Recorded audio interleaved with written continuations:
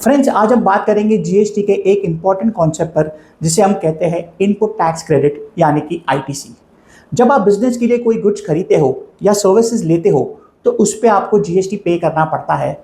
इस paid GST को हम कहते हैं इनपुट टैक्स।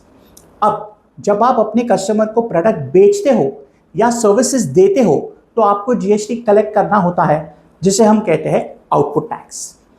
अगर आपने इनपुट पर 5,000 का जीएसटी दिया और आउटपुट पर 8,000 का जीएसटी कलेक्ट किया तो गवर्नमेंट को आपको सिर्फ 3,000 का ही टैक्स देना पड़ेगा।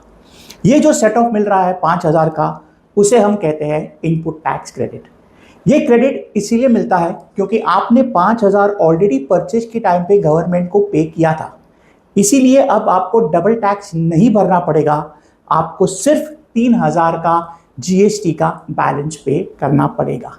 लेकिन आईटीसी क्लेम करने के लिए कुछ कंडीशंस होती है, जैसे कि जीएसटी इनवॉइस होना ज़रूरी है, सप्लायर ने अपना जीएसटी रिटर्न फाइल किया होना चाहिए और इनवॉइस को भी रिपोर्ट किया होना चाहिए, गुड्स और सर्विसेज एक्चुअली रिसीव किए होने चाहिए।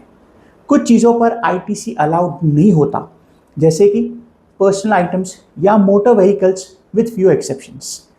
आईटीसी मिलने के और भी कंडीशंस होते हैं, जिसकी लिस्ट हमने कमेंट सेक्शन में दी है। आईटीसी सिस्टम जीएसटी को फेयर बनाता है, जिसमें टैक्स सिर्फ वैल्यू एडिशन पर ही लगता है। ऐसे और अपडेट्स के लिए हमें इंस्टाग्राम एंड यूट्यूब पे ज़रूर फॉलो करें।